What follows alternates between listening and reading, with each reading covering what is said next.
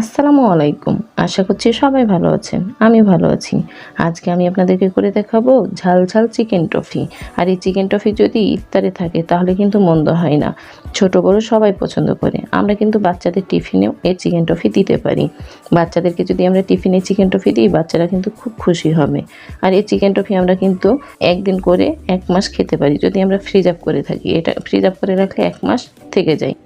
আর chicken toffee করার জন্য প্রথমে চিকেনগুলোকে ছোট ছোট করে কেটে নিয়েছি। দিয়ে দিচ্ছি 1/2 চামচ মরিচের গুঁড়া, হলুদ গুঁড়া, গোলমরিচের গুঁড়া, জিরা গুঁড়া, আর দিয়ে দিলাম স্বাদ মতো লবণ। আদা রসুন বাটা দিলাম 1/2 চামচ। এখানে সয়া সস দিচ্ছি আমি 1 চামচ, আর এখানে হট টমেটো সস দিচ্ছি 1 চামচ।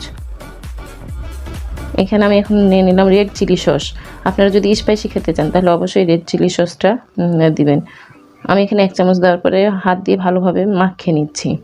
আমার মাখা হয়ে গেছে না, আমি এখন দিয়ে দিলাম 2 চামচ কর্নফ্লাওয়ার যাতে মুচমুচে হয়। এখন কর্নফ্লাওয়ারটাকে ভালোভাবে মাখিয়ে নিতে হবে। আর এটা অবশ্যই মাখিয়ে রাখতে হবে না, যাকে বলে ম্যারিনেট করে রাখা। আপনারা সাথে সাথে ম্যারিনেট করে ভেজে নেবেন। তো একটা কড়াই দিয়ে এখন দিয়ে দিচ্ছি সয়াবিন তেল। আর যখন তেলটা হালকা গরম হয়ে এসছে তখন ম্যারিনেট করে রাখা চিকেনগুলো দিয়ে দিলাম। আর এটা অবশ্যই মিডিয়াম আঁচে রাখবেন, যেহেতু কর্নফ্লাওয়ার দেওয়া আছে এটা কিন্তু নিচে লেগে যেতে পারে। আমি এখন এগুলোকে উল্টে দিচ্ছি।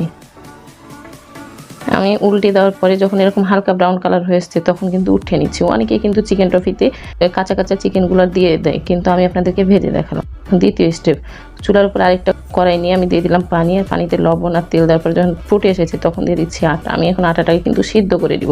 আপনারা চাইলে কিন্তু নর্মাল পানি দিয়ে মেখেও করে নিতে পারেন, তবে এভাবে আটাটা যদি আমরা সিদ্ধ করে নিই তাহলে কিন্তু টফিটা খুব সুন্দর হয়, খেতেও ভালো লাগে।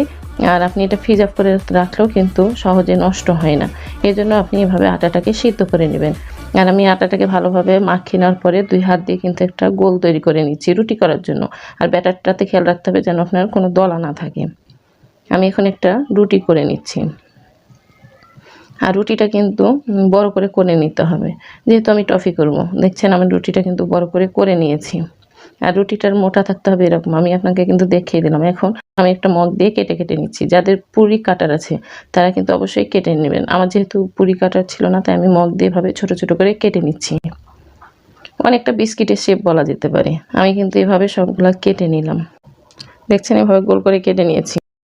গোলটার উপরে কিন্তু একটা চিকেন দিয়ে এভাবে নিয়ে নিলাম। তারপরে 2 হাত দিয়ে কিন্তু আপনি এভাবে ভাজিয়ে দিয়ে টফির মতো করে সাইজ করে নেবেন।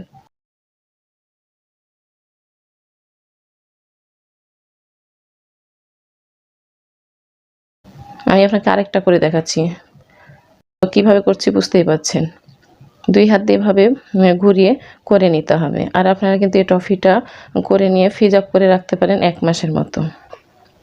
আর আপনারা চাইলে কিন্তু চিকেনটা আরেকটু বড় রাখতে পারেন, আপনারা আপনাদের মতো। আমি যেভাবে করেছি আপনাদেরকে সেভাবে করে দেখালাম। আর এরকম চিকেন টফি যদি বাসায় থাকে বাচ্চা কাচ্চারা কিন্তু খুব মজা করে খায়। আমি সব টফিগুলো বানিয়ে নিলাম। এখন তৃতীয় স্টেপ, সবগুলাই কিন্তু আমার এভাবে বানা হয়ে গেছে। আমি এখন চুলার উপর ফ্রাই প্যানে আবারও তেল দিয়ে দিচ্ছি। আর এটা অবশ্যই ডুবন্ত তেল হতে হবে। তেলটা যখন হালকা গরম হয়ে এসছে তখন আমি টফিগুলোকে দিয়ে দিচ্ছি। আর টফিগুলো সাবধানে দেবেন যেন ভেঙে না যায়। আর যে টফিগুলো যদি আপনি এভাবে করেন তাহলে কিন্তু খুলে যাবে না।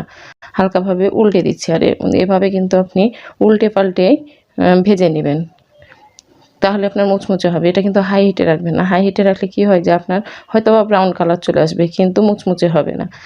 মিডিয়াম আঁচে যদি আপনি ভাজেন তাহলে কিন্তু অবশ্যই এভাবে নাড়াচাড়া করতে করতে দেখবেন যে খুব সুন্দর একটা কালার চলে আসবে।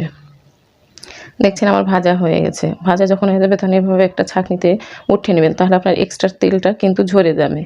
আর অবশ্যই এটা রাখতে হবে কিচেন টিস্যুর উপর, তাহলে আপনার তেলটা কিন্তু ঝরে যাবে। আমি প্লেটে উঠিয়ে নিয়ে এভাবে উপর দিয়ে টমেটো সসগুলো দিয়ে দিচ্ছি। দেখতেও ভালো লাগবে, খেতেও ভালো লাগবে। যেহেতু এটা ঝাল ঝাল চিকেন টফি, আপনাকে তো টমেটো সস দিয়ে খেতেই হবে। আমি এভাবে বাচ্চা কাচ্চার সামনে দিয়ে দিব, তাহলে বাচ্চা কাচ্চারা খুব মজা করে খাবে। আমি আপনাকে একটা ভেঙে দেখাচ্ছি। দেখছেন কতটা লোভনীয় আর কতটা গরম, বুঝতেই পাচ্ছেন। এটা হচ্ছে কিন্তু ফাইনাল লুক। আশা করছি রেসিপিটা ভালো লেগেছে। রেসিপিটা ভালো লাগলে অবশ্যই লাইক দিবেন, লাইক দিতে ভুলবেন না। আর যারা আমার চ্যানেলটা সাবস্ক্রাইব করেছেন তাদেরকে তো অসংখ্য ধন্যবাদ। আর যারা আমার চ্যানেলটা সাবস্ক্রাইব করেননি প্লিজ প্লিজ আমার চ্যানেলটা সাবস্ক্রাইব করেন। আপনাদের একটা সাবস্ক্রাইব আমার জন্য অনেক মূল্যবান। আর অবশ্যই কমেন্ট করে জানাবেন আমার এই চিকেন টফিটা কেমন হয়েছে। আল্লাহ হাফেজ।